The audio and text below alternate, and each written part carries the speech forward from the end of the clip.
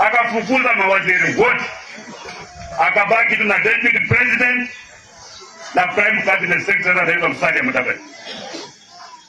Wakati rais alikuwa anakuja kusoma majina ya mawaziri, alikuwa anasimama katikati, pande anasimama Musalia Mudavadi, pande anasimama Gachagua.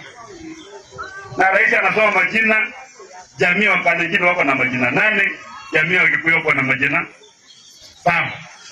Musalia alipewa ngapi? Akikuwa amesimama hapo kwa mbali. Alipewa ngapi?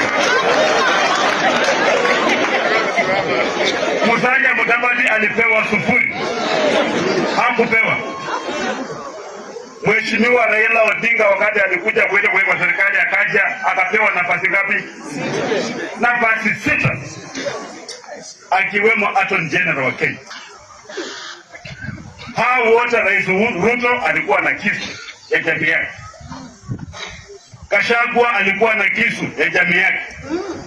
Raila akaja na kisu ya jamii yake pamoja na Waluhya. Mudavadi alisimama pale bila kisu, nyama ikakwisha.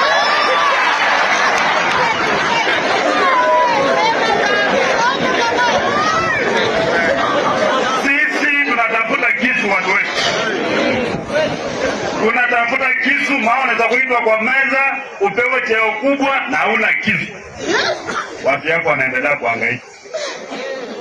Sisi tunakaa vizuri kweli bwana. Sasa hata ukisema wewe namba 3 kwa serikali na huna kisu, hauna kisu, utakata na nini? Mimi nimesema wakati huu nitaambia watu yangu ukweli.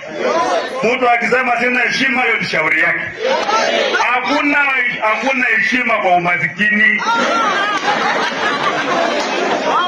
Hakuna. Hata mtu ambapo upaza buna.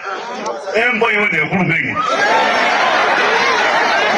Historia ya urais Kenyatta, Moi, Kibaki, Uhuru, Ruto, Gachagua, mjue ya kwamba Kenya hii iko na makabila 45, haiwezi kuwa na makabila 2 na kuwa na president na president na president hapana.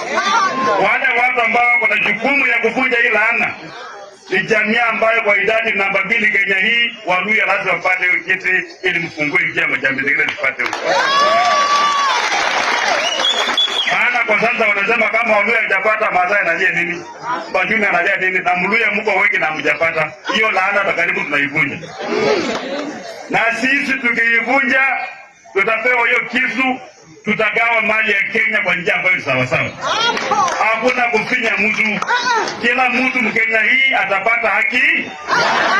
Si ati Mluhya akikuwa rais sasa unapata vitu 10 ya Waluhya, wengine wanagawana moja hapana.